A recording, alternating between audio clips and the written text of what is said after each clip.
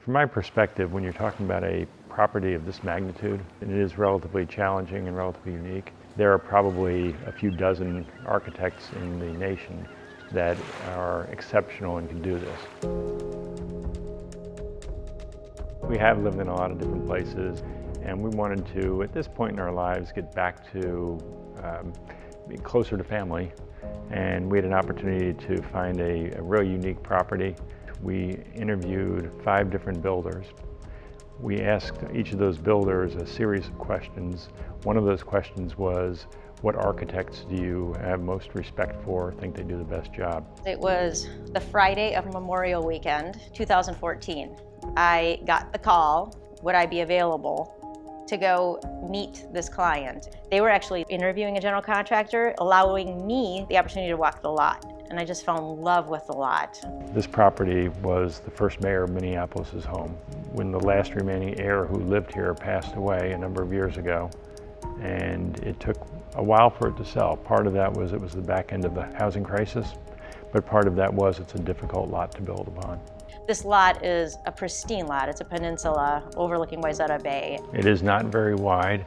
The footprint that the original home was on was essentially what we were limited to.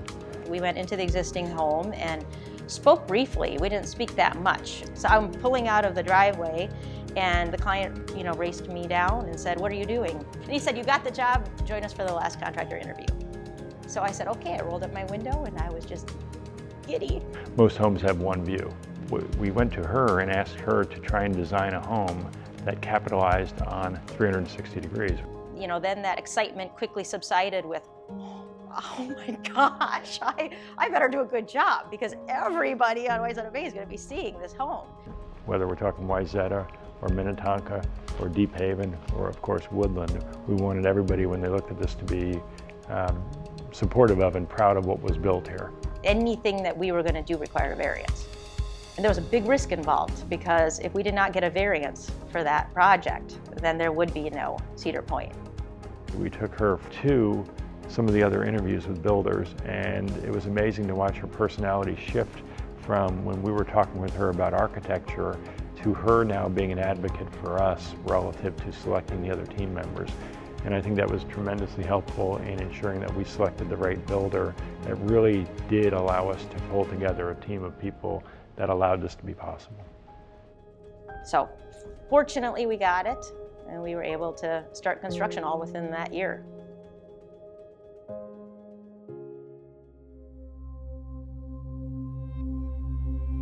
We have had a vision of what we wanted to build, but we also know that we're not architects, we're not home builders, we're not landscape architects. We brought together people with talent and we wanted them to be able to use that. And if they saw something that was not going to lead to the best end product, we wanted them to speak up. He gave one image of a Victorian house. It had a wraparound porch. Just one image is all he gave. I knew we would end up with something better if we took their talents and brought them together and let them move forward with those talents. It's very rare for a client to say, I don't want to tell you. I want you to tell me what this house should be. Rather than trying to tell her how to do her job, we told her we were about casual. We wanted to take advantage of the views, and she knew what their constraints were for the property, and we gave her a green light to go design something. She came back shortly thereafter with a sketch, which I think perfectly captured what we were looking for at that point.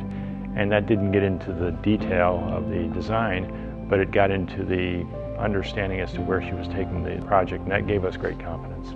Which again, incredibly daunting. Like, no, I want this to be your house. I don't want it to be my house. But he really did put the pressure on to create something beautiful, innovative. He kept saying he wanted to be worthy of being on the cover of Architectural Digest. He did keep wanting whimsy. And to him, I think whimsy meant fun and not so serious. At the same time, he wanted timeless, and I wanted timeless. Other areas of innovation, there's no front-back side to this house. I mean, every side of the house is a front facade that has a breathtaking view of the lake. So we brought the entire home to one universal point internally, and that's the double barrel vault. And I can't be more proud of everyone involved with this project. And we had the American Institute of Architecture tour. They had access to the home for a weekend. I think about 1,000 people came through. And of course, we did as anyone else did. We snuck in as if we were just other interested parties to hear what people were saying about our home. And it was tremendously gratifying, I think, for us and certainly for the other members of the team, because uniformly, whether we were talking with realtors or other builders or other architects or interior designers, every comment we heard was that it is absolutely spectacular and is perfect for the location. It's rewarding to hear that.